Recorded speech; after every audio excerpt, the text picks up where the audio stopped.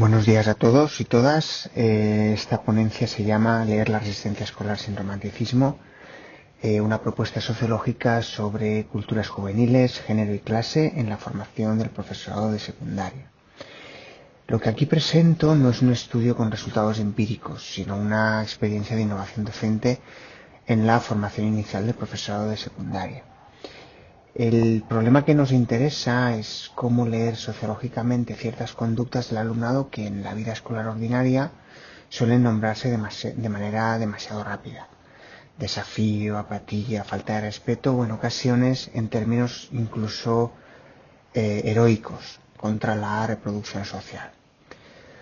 Por eso el núcleo de la propuesta está en esa relación entre resistencia escolar, culturas juveniles, género y clase, y en cómo esa relación puede convertirse en una herramienta de formación profesional. Para entrar en la experiencia, lo primero es aclarar contra qué simplificaciones trabajamos, porque la propuesta nace precisamente de detectar dos formas habituales, pero insuficientes, de interpretar el conflicto escolar. Aquí tenemos el punto de partida del trabajo. En la formación del profesorado encontramos con frecuencia dos respuestas, digamos, automáticas ante el conflicto escolar. La primera es la disciplinaria. Se interpreta la situación como simple incumplimiento de la norma, o falta de motivación o problema de control. Esa lectura puede ser comprensible en la urgencia del aula, pero empobrece el análisis porque convierte todo en desviación. La segunda es la romántica. Cualquier oposición del alumnado se toma como gesto crítico, auténtico o emancipador. Esa lectura también es insuficiente porque no toda resistencia cuestiona realmente las jerarquías, a veces también las reproduce. Por eso la propuesta no intenta sustituir un simplismo por otro, sino abrir una tercera vía. Para sostener esa vía necesitamos un marco sociológico que permita pensar la resistencia no como esencia, sino como práctica cultural situada y ambivalente. Este es el marco que hace posible la propuesta. Tomamos autores que permiten pensar la resistencia escolar sin convertirla ni en patología ni en virtud automática. En Willis aparece una idea decisiva, ciertas formas de oposición al saber escolar, generan identidad y cohesión, pero no necesariamente rompen con la reproducción social. Incluso a veces contribuyen a ella. McRobbie nos ayuda a no tratar las culturas juveniles como un bloque homogéneo y a introducir la dimensión de género, que a menudo organiza quién puede desafiar, cómo se hace y qué reconocimiento obtiene por hacerlo. Giroux, por su parte, permite leer la resistencia en relación con poder y hegemonía. Esta combinación teórica nos lleva a una pregunta práctica. Si ese marco es útil, ¿cómo se traduce en la formación concreta del profesorado? La siguiente diapositiva presenta justamente el dispositivo docente que proponemos. A ver, la propuesta se concreta en una experiencia de innovación docente dentro del máster de secundaria, en la asignatura de Sociedad, Familia y Educación.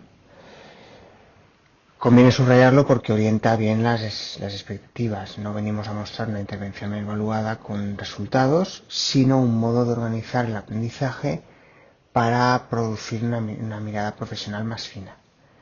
El dispositivo es sencillo en su estructura. Se trabaja con escenas breves de secundaria que cualquier futuro docente puede reconocer. Momentos de ironía, desacreditación del saber escolar, confrontación con la autoridad o desafección.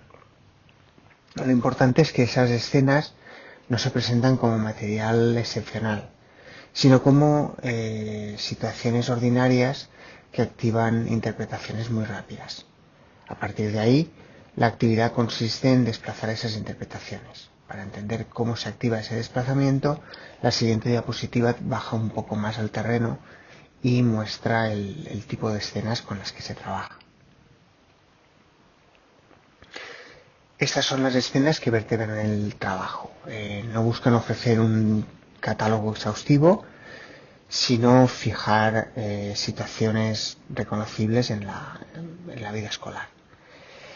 La primera es la ironía ante los contenidos, que muchas veces se interpreta solo como falta de interés, cuando también puede ser una forma de protección frente al riesgo de implicarse. La segunda es la desacreditación del saber escolar, donde no se rechaza únicamente una tarea, sino el valor mismo del conocimiento legitimado por la escuela. La tercera remite a confrontaciones con la autoridad docente, que son también disputas por reconocimiento. Y las otras dos incorporan algo central para la propuesta, la dimensión de género y la diferencia entre desafección y simple déficit de hábitos. Una vez que las escenas están sobre la mesa, la cuestión ya no es nombrarlas, sino aprender a releerlas. Para eso necesitamos una matriz de análisis. La matriz funciona como el corazón analítico del dispositivo. No pretende dar respuestas cerradas, sino obligar a cambiar de nivel de lectura. La primera pregunta desplaza la mirada desde la conducta visible hacia su función social. ¿Qué produce esa práctica para quienes la realizan? La segunda introduce explícitamente clase, género y estatus, para evitar que la escena aparezca como puramente individual. La tercera vuelve sobre el saber escolar y la autoridad docente, porque muchas resistencias no se dirigen solo a una norma, sino a una forma de legitimidad. Y la cuarta obliga a no resolver demasiado pronto el sentido de la escena. Puede haber oposición, pero también desafección y reproducción al mismo tiempo. Con esta matriz ya no estamos describiendo solo lo que pasa, estamos entrenando una forma profesional de describir, de percibir en este caso. La siguiente diapositiva muestra cómo se organiza el trabajo con el alumnado del máster. La metodología es deliberadamente secuencial. Primero se deja hablar a los esquemas previos del alumnado del máster, porque forman parte del problema que queremos trabajar, y ahí aparecen de manera muy clara las interpretaciones espontáneas, pues indisciplina, inmadurez, desmotivación, o a veces una simpatía inmediata por la oposición juvenil. En segundo lugar, se introduce la matriz para releer la escena. Ese paso es fundamental porque obliga a ralentizar la percepción y a reconstruir la situación en términos relacionales. Finalmente, se pide reformular la interpretación y explicitar qué implicaciones profesionales se derivan de esa nueva lectura. El objetivo no es encontrar una respuesta única, sino mejorar la calidad de la comprensión antes de intervenir. Y esa mejora tiene consecuencias concretas en la mirada profesional, que es justamente lo que recoge la última de las diapositivas. La conclusión se puede formular de manera sencilla. Esta propuesta amplía la capacidad interpretativa del futuro profesorado antes de la intervención. No elimina la necesidad de gestionar el aula, por supuesto, pero evita que la gestión agote la comprensión de lo que sucede. El desplazamiento principal consiste en dejar de leer el conflicto escolar únicamente como problema disciplinario y empezar a verlo como un espacio donde se cruzan desigualdades, identidades y jerarquías simbólicas. Esto obliga a distinguir mejor entre oposición, desafección y reproducción, y a no romantizar ninguna de estas dimensiones. En ese sentido, la aportación de la experiencia es modesta, pero relevante. Formar profesorado también significa formar categorías de percepción. Si vemos mejor lo que ocurre en la escuela, intervenimos con más precisión y con menos simplificaciones. Y con esta idea cerraríamos la presentación. Muchísimas gracias.